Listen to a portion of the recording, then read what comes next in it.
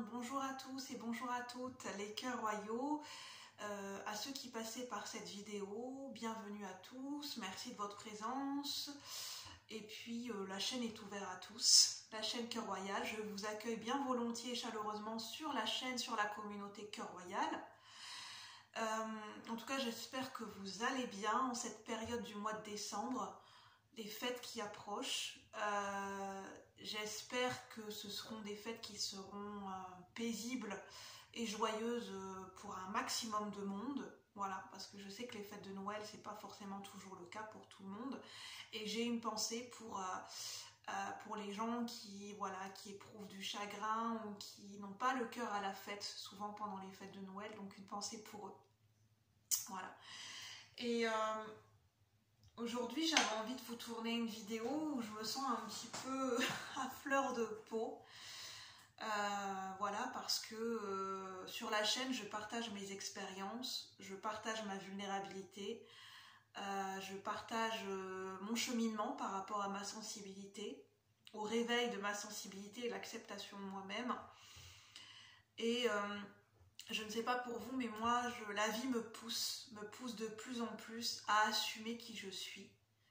C'est pas forcément confortable parce que la vie, mes guides, appelez-les comme vous le ressentez, me poussent à assumer de plus en plus mes croyances, qui je suis, et à prendre ma place dans mon incarnation et à mettre en œuvre toutes ces prises de conscience et cet éveil de conscience que j'ai vécu ces dernières années.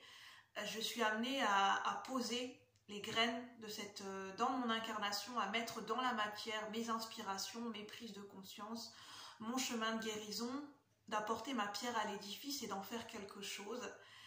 Et ça peut faire peur, c'est l'inconnu, parce que voilà, je suis amenée, je pense à faire des changements dans ma vie, notamment à prendre des grands virages au niveau professionnel. Je suis amenée à prendre des grands virages et je sais que ça va me demander de gérer mon stress, ça va me demander de gérer cette peur, parce que quand on a des ambitions au niveau professionnel, quand on a des rêves, quand on ressent un appel du cœur, un appel de l'âme, à aller plus loin au niveau professionnel ou à sortir d'une zone de confort de ce qu'on a toujours connu, ça demande beaucoup de force, beaucoup de courage, ça demande de faire confiance en la vie.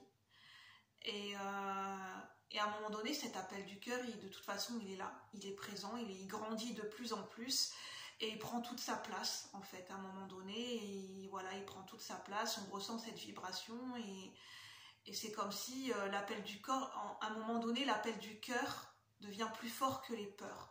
C'est ce qui se passe chez moi, c'est que l'appel du cœur est là, il est présent. Et que je suis amenée à ancrer des choses. Je vais être amenée pour 2024, je pense, à ancrer, à concrétiser des choses au fur et à mesure, petit à petit, à m'engager et à assumer vraiment la personne que je suis de plus en plus. Et c'est-à-dire, qu'est-ce que ça veut dire assumer ? Assumer mes croyances spirituelles, assumer mes capacités extrasensorielles, ne plus me cacher et ne plus cacher ma vision des choses, mon inspiration, et de oser l'exprimer, de l'ancrer dans la matière, et peu importe, j'ai envie de dire, chacun, et de se rendre compte que chacun son chemin. Et donc, moi, mon objectif, c'est de me réengager, de nourrir mon inspiration et de lui donner forme, de cette créativité, de cette inspiration, de lui donner une forme et de la nourrir et de l'impulser dans un projet professionnel. Et moi, ce qui me parle davantage, je pense que je trouverai plus ma place dans un projet professionnel indépendant ou dans un projet professionnel avec des partenariats. Et je pense que c'est là où je trouverai plus ma place. Et en tout cas, c'est ce vers quoi je chemine et ce vers quoi mes prises de conscience m'amènent. Donc je voulais vous en parler parce que ça fait aussi partie de la chaîne. Et puis comme Mes inspirations sont nourries de mes expériences, de mon vécu, de mon chemin de guérison, et c'est comme ça que je partage. C'est ma manière d'aider les gens, c'est ma manière d'exprimer mon vécu, c'est ma manière de nourrir ma créativité, de la partager sur cette chaîne. C'est ma manière personnelle à moi de le faire et de le retranscrire et d'apporter ma pierre à l'édifice. Alors aujourd'hui, en tout cas, j'espère que ça vous parle. En tout cas, merci d'être là et de faire partie de la chaîne. Sans vous, cette expérience ne serait pas rendue possible. Ça fait 3 ans que je nourris la chaîne et sans vous, sans la communauté, cette expérience n'aurait pas été la même jusqu'à présent. Et c'est ce qui permet aussi de me faire grandir et de me révéler à moi-même et d'oser me faire confiance un peu plus chaque jour. Alors merci à vous. Alors pour Hamlet Shakespeare, j'avais envie de vous en parler un petit peu. Une accroche, on va dire, pour cette vidéo. J'ai pas encore terminé la lecture, il me reste à peu près une centaine de pages. J'avais envie de vous en parler un petit peu. Alors je trouve que c'est une pièce de théâtre, c'est un drame de Shakespeare.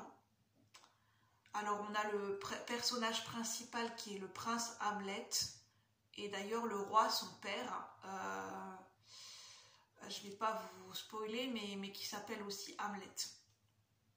Et la reine, sa mère s'appelle Gertrude. Je ne sais pas comment on dit, Gertrude ou Gertrude. En fait, Hamlet, pour moi, c'est un drame shakespearien.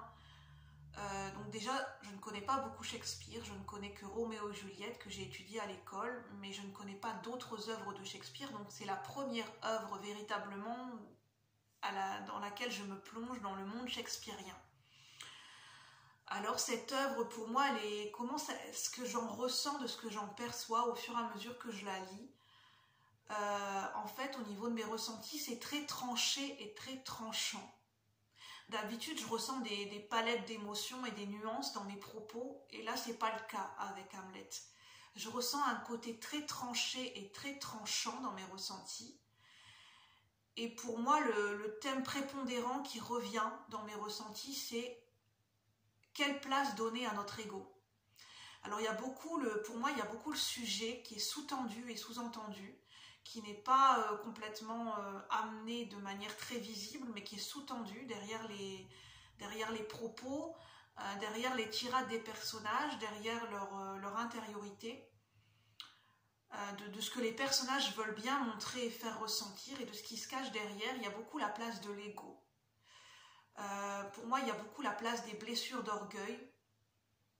Je pense qu'il y a un jeu, un répondant entre les personnages qui répondent à travers leurs blessures, des blessures d'orgueil et des blessures d'ego, et l'ego qui a besoin de prendre sa place, et quelle place on peut donner à l'ego, à l'orgueil qui est en nous. Et ça montre, et je ne ressens pas un côté négatif, ça montre les différentes facettes de l'être humain, et une réflexion sur l'ego. Quelle place on peut donner à notre ego dans nos relations, dans notre relation à nous-mêmes, dans nos relations aux autres, et quelles sont nos réactions face à des drames ou des événements extérieurs qui nous touchent de près. Comment on peut réagir. Et des fois, c'est l'ego qui vient être touché et blessé, et c'est surtout des réactions émotionnelles qui vont venir parler à notre place. Et je ressens pas trop, je me demande, parce que je le ressens pas trop dans ce roman, notamment dans les longues tirades d'Hamlet, quelle est la place au sentiment en fait. Alors je ne dis pas que les personnages, et notamment le prince Hamlet, parce qu'il y a des drames qui le touchent de près, notamment un drame familial, un drame politique et une question de pouvoir et une question d'identité et de légitimité. Ce que je ressens, c'est que le prince Hamlet, et c'est mon point de vue, recherche sa place, se questionne par rapport à sa légitimité, par rapport à son éducation, par rapport au jeu de faux semblants, au jeu de pouvoir qu'il découvre petit à petit. Auparavant, il n'en était pas conscient de ces jeux de pouvoir, ou plus ou moins, voilà, il s'en accommodait. Mais il suffit qu'il se passe un drame, notamment on parle du meurtre de son père, qui est dévoilé petit à petit, du roi Hamlet, et au fur et à mesure on voit comment réagit Hamlet par rapport à cette annonce qui est fait par un spectre, par un être fantomatique. Et il y a tous ces jeux de pouvoir qui se dévoilent, ces jeux d'orgueil.